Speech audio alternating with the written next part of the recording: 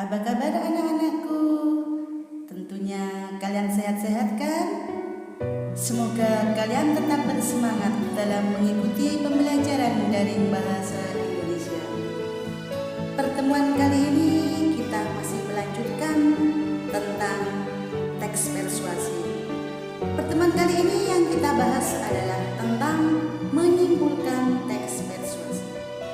Seperti biasa anak-anak, semoga dalam pembelajaran nanti kita mendapatkan perlindungan dari Allah Subhanahu wa Ta'ala dan mendapatkan ilmu yang bermanfaat.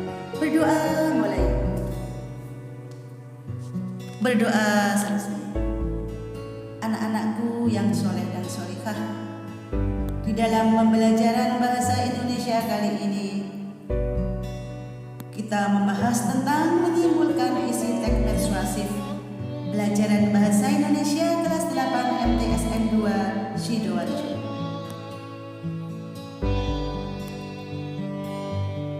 Menyimpulkan isi teks persuasif yang dipelajari adalah KD 413. Menyimpulkan isi saran, ajakan, arahan, pertimbangan tentang berbagai hal positif permasalahan aktual dari teks persuasi dalam kurung lingkungan hidup, kondisi sosial, dan atau keragaman budaya yang didengar dan dibaca.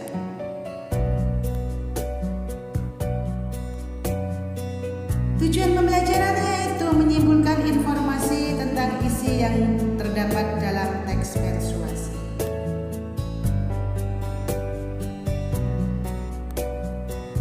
Menyimpulkan isi teks persuasi. Apa itu pengertian menyimpulkan isi teks persuasi? Yaitu membuat rumusan akhir tentang isi teks persuasi. Oleh karena itu, isi teks persuasi berkenaan dengan ajakan, maka kesimpulan untuk tersebut tidak jauh dari jawaban atas pertanyaan mengajak apa teks persuasi. Jadi maksudnya di sini teks persuasi itu merupakan rumusan akhir tentang isi teks persuasi.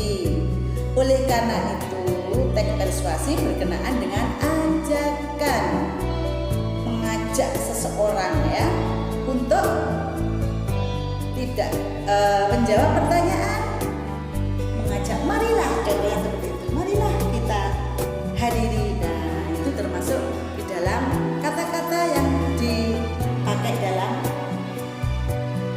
teks persuasi. Langkah-langkah menyimpulkan teks persuasi. Yang pertama, membaca keseluruhan isi teks. Yang kedua, mencatat bagian penting dari isi teks. Yang ketiga, memahami hubungan logis antar bagian penting teks itu. Dan yang keempat, merumuskan simpulan isi teks secara ringkas dan jelas.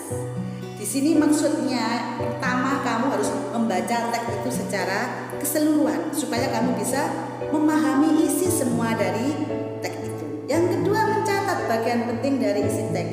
Jadi di dalam teks itu bagian-bagian yang penting kalian catat ya, kamu tandai. Yang ketiga, memahami hubungan logis antar bagian penting teks itu.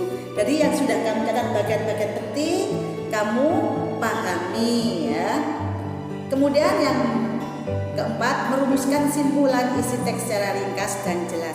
Dari bagian-bagian penting itu setelah kamu pahami semua, kamu hubungkan, kemudian kamu beri simpulan. Itu menyimpulkan teks persuasi. Cara meringkas teks persuasi: yang pertama, membaca teks dengan seksama. Yang kedua, mencatat gagasan utama atau pokok pikiran dalam tiap paragraf. Yang ketiga, menyusun pokok pikiran menjadi satu paragraf bersama dengan langkah-langkah menyusun. Yang pertama, dibaca semua teks secara seksama. Yang kedua, gagasan utama dicatat. Yang ketiga, menyusun dari pokok-pokok pikiran yang telah dicatat digabung menjadi satu, itu menjadi ringkasan.